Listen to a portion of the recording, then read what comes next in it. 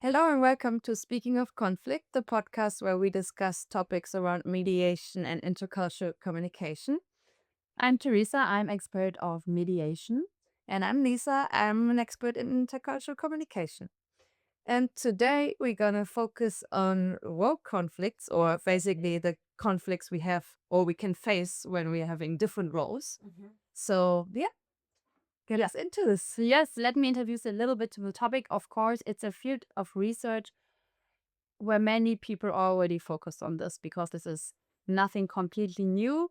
And there you will find many different definitions of role conflicts and subcategories and definitions. But to give you like a small idea and an intro, we want to introduce three different categories and a general. And the general is basically you have different roles and they are conflicting.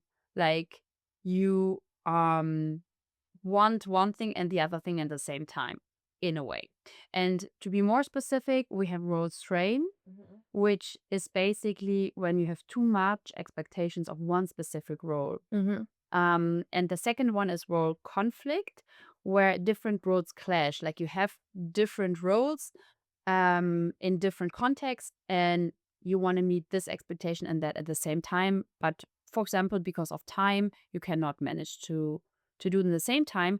And the third is that role ambiguity, where it's not really clear what your role is. Like you have an idea, but other people have different ideas, or maybe your role develops because also it's not static, right? When we live, like things change, the our surrounding change and the expectations change. Yeah. But we will now also dive into some examples. But before we do this, do you want to share if you have something in mind where you ever had a role conflict? So kind of the conflict between different roles. Um, I mean, not like not a dramatic example. I would say not like a big conflict. Like when I think about it quickly, I think more either like in family or like between friends when they had a fight and you were kind of like trying to not take sides, but you, for example, in family, you like then the daughter of your parents, but also the sister of your brother, and you're kind of trying to navigate.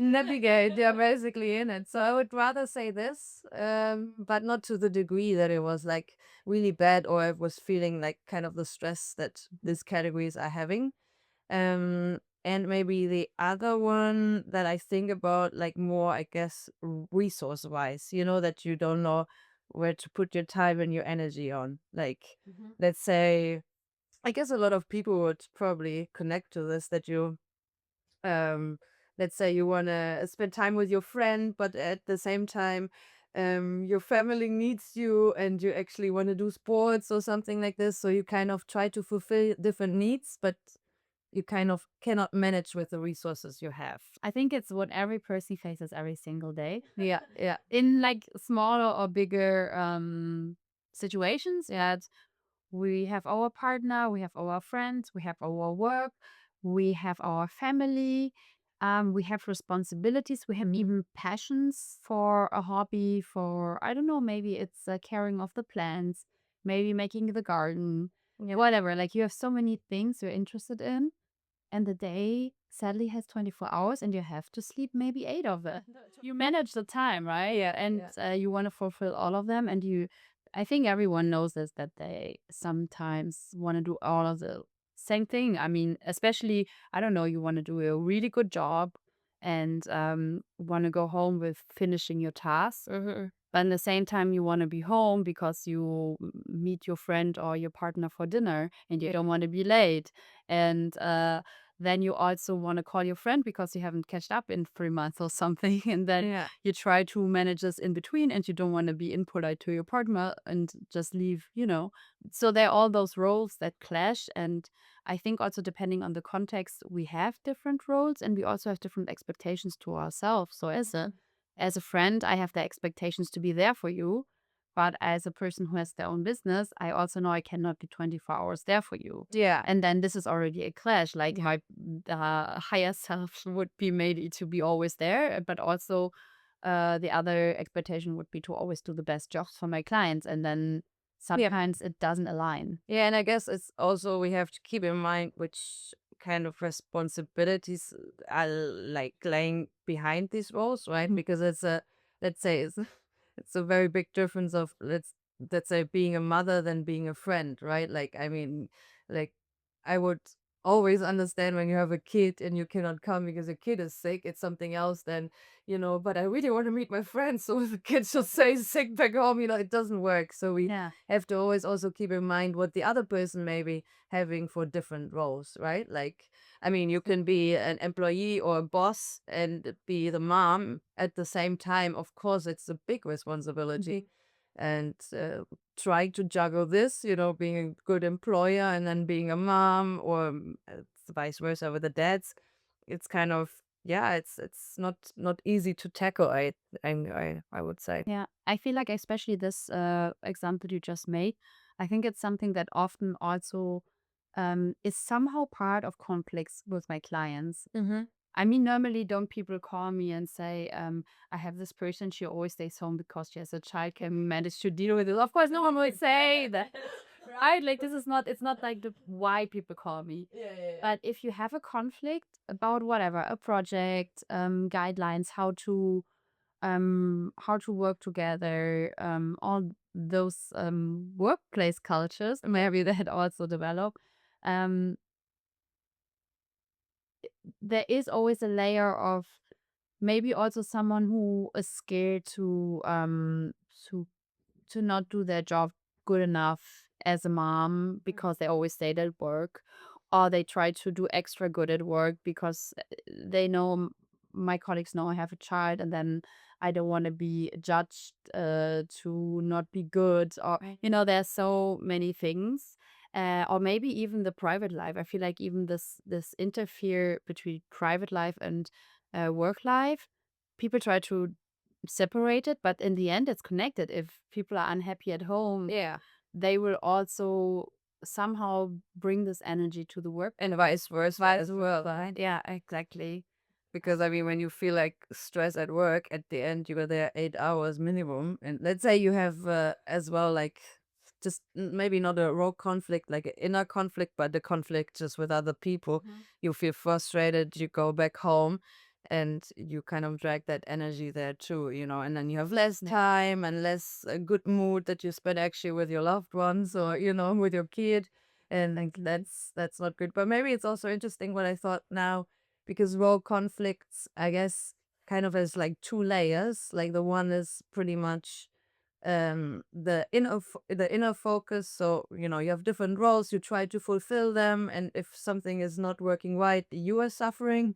But of course, there can be also role conflicts that are literally from different people, right? So in the role of, let's say, the manager and the employee, that they have some difficulties. But the way I understood it now, we're focusing a little bit more on the inner conflict or the interpersonal conflict, Yeah. right? I think that's very important when we talk about role conflicts. We don't talk about the roles that are assigned within an organization. Yeah. So if you have a manager and you have a team leader and you have a member of the team, from an organizational perspective, you would say they have different roles. Yeah. This is not what we talk about yet. What we talk about is the personal role we have, kind of like the different sides, the different personalities. I mean, we fulfill in different contexts. We show different part of ourselves. Maybe workers, we are very structured, we are very clear. Maybe in our private life, we are more chaotic and we are less disciplined. And then we show different part of us, and this is what we mean by roles. Like we fulfill different expectations, and we have different expectations of how we are supposed to be in this context. Yeah, of course. Exactly. Let's imagine a mother, and she tries to be a really good mom, but there are so many expectations on what to do, give the best food, the best education, then doing everything right to to raise the kid properly. And there are so many ideas and ideologies and ways of how to educate and raise your child. You cannot never meet all of them because some of them are even contradictory. Yeah. Are you supposed to be laissez-faire? Are you supposed to be very strict and everything? Um, Everything that is out there, you will not meet. You can just decide for yourself what is my personal expectation to myself, and then you can decide which path you take and which you follow. Yeah. But even if you're clear for yourself, like you were clear for your own role expectations, Yeah. from outside there coming still other expectations, people to tell you what to do. So that in still it like influence you to the degree that you're getting insecure, even though you were maybe before having all of this dream ideology how to do things, and then someone comes and things like looks at you and you're like, oh, maybe I thought too much or not enough or something like this. And this is a moment where role strain comes into it. Yeah. And this also, I just want to say this is where also it can, for example, with role conflict, it can interfere, right? Like all those three categories, sometimes they overlap because let's say you just realize, oh, people look weird at me, maybe they have different expectations. I picked my child late up at kindergarten and now I feel judged and then I get insecure. I feel role strain. At the same time, I know I feel this role strain also because I'm working and I have also expectations to me in my workplace and how I do work. And then this is the second role, right? The workplace role. And then when they interfere, it's like a mix. Like you have the stress because of role strain and because of role conflict, because both of the roles are conflicting. Not conflicting. Yeah, so I guess like what kind of probably would help first of all is kind of to realize how many roles am I facing on a day-to-day basis, because of course not every role we have to fulfill every day, right? I mean, being a mom or dad or parent, that's a role you will face every day. You cannot, for the rest of your life probably. But for example, other roles not so much, like. But so I guess it's important to know, okay, what roles are very important for me, which am I facing, need to deal with this, and what are my own expectations and can I fulfill them, right? And to what degree? Because I think we always in this, what you just said, it's referring a lot to resources, time and energy and everything. We need to kind of make realistic planning. Of course, always it can be a time where we give a lot and we need to give a lot of resources to fulfill one role. It can also be like you're taking care of your sick parent, like that's something that can be very time consuming, or like to take away from family. You're just a leader, a boss or something. Yeah, that takes a lot of time as well as an employee, but sometimes it's good to know, okay, where's the priority as well. Yeah, I feel like that's very important. And I think that's a really good advice you just gave. Feel, if you realize there is a role conflict, I'm conflicted by different roles I'm fulfilling. I'm conflicted by the expectations or the amount of expectations I perceive, or the unclear description, which is the role ambiguity. Then write down all the roles. You have everything. And then you realize, oh, some of the roles are less important than others. You give them somehow of a priority. Yeah. Maybe whether it's 1 till 20, or if it's just like this is green, red, or yellow. Like however it works best for you, find some way of categorizing them, and then also write down all the expectations you feel from outside, and then also write down whether you want to fulfill them. Because just writing them down and saying no to some already helps to clear up your mind and reduce the stress you have. So I think that's very important what you just said. Yeah. And maybe like to come back, because I'm a bit curious in your work as a mediator, like can you maybe give us an example where, let's say, you were called for a conflict there and it turned out to be just a role conflict from one person, or maybe like to do the connection to the mediation a little bit more? I feel like the part of role ambiguity is very often a problem. Yeah. Also for leaders, I feel like this is something I often perceive from leadership positions, um, because as as person in the leadership, normally you don't really have someone to tell you what you do and how to do it. and you have to figure it out yourself. And there are certain expectations, but at the end, you have to also always have a trade-off. Normally, you would never find a solution where you make it good for or right For everybody. everyone. Yeah. Yeah, maybe you want to make sure someone keeps the job because the person has done a great job for the past 10 years. But since the past 3 years, it's actually really, really bad. And for the whole team, it's really hard to cover up 3 years of one person, right? Because the person is still in the team because the person used to do a good job. But as a leader, maybe you have to make the decision to still get get a new person in the project, and maybe also to fire this person, which is not easy, right? Because maybe you even like the person. Yes. So a leader often faces many of those conflicts, those inner conflicts of those different expectations. And I would say most of the conflicts, a part of it is this role ambiguity or role conflicts. It's always a little bit part of. It's not the main title, but I feel like it's Yeah, of course. I mean, I guess with the role ambiguity, a lot of people just even not leaders, but just employees will have it, right? Like you have, like, you think you have a task to do in a field, and then you're maybe faced with like, or like the one person, let's say the manager of your team is telling you, but to do this and this and this, but then his manager is telling you, no, you should do this and this and this. So sometimes even like as an employee, you kind of, because you have then people who tell you different things because they're a little bit higher than you in the hierarchy, that you, and if they are not sharing the same opinion, you're just lost, right? Because you don't know who do you kind of like, what do you need to do to satisfy whom in the kind of in the expectations. yeah. I guess that is happening probably a lot, and I guess that it will lead to like a lot of dissatisfaction and frustration when you kind of never be able to fulfill Mm-hmm. this kind of expectation because there's just simply too many. And the role conflicts, I guess I would say, yeah, I think like a lot of people can relate to this more like in private life because of the resources we just are very limited in what we have time wise. Yeah. But that's yeah, it's very interesting. Yeah, and especially when you have that, there's often one role that you dismiss, right?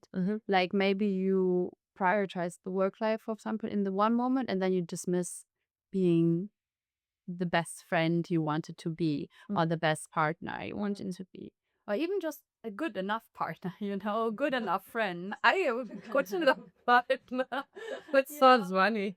Um, like you dismiss it because you take the decision, okay, today I'm staying longer in the office, I'm finishing the project.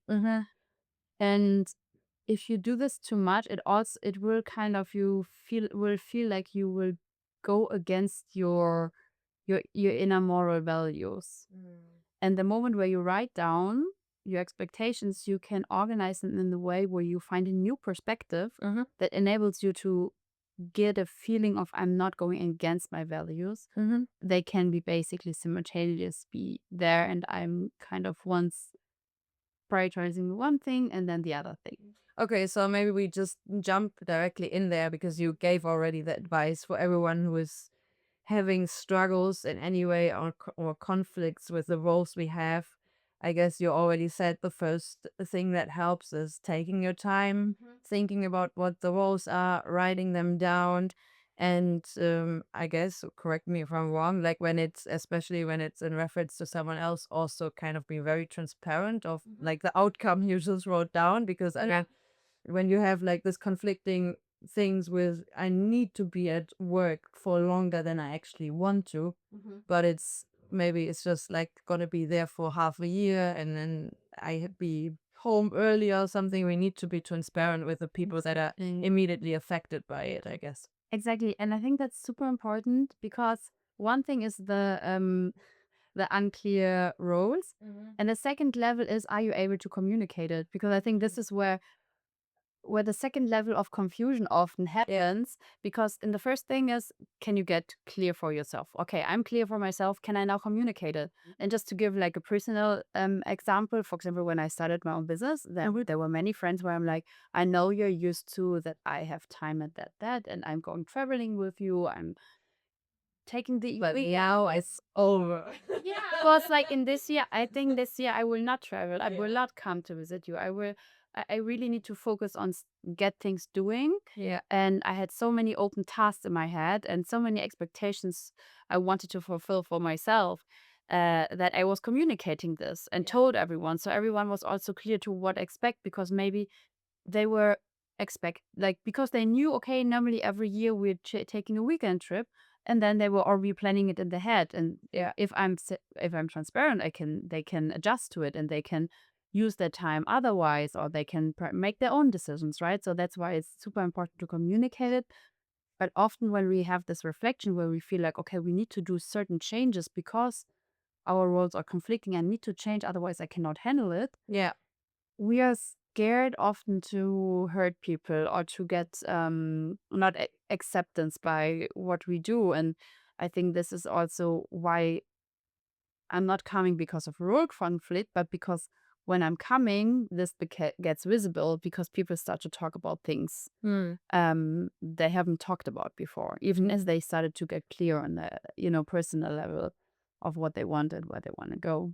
So basically, it's like, yeah, become clear of your roles, be very honest to yourself, to the degree on how much you can fulfill them, prioritize them, and then make them transparent and communicate about it, because that basically avoids another kind of conflict. Exactly. Because when people don't know, like, what are your goals and priorities, they just assume something, and then they're like, okay, Teresa's just not texting me anymore because she doesn't like me. Yes. See, and then they make up your whole old story, yeah? And then it's just a different kind of conflict. Yeah. So I guess, yeah, I think that was a good description and give a good overview, because, like, I guess when you hear war conflict, sometimes you also think they're different people having just conflict with each other. Yeah. But the focus on this is more the inner conflict, Yeah. like the different roles everyone has, and kind of just how to handle them all.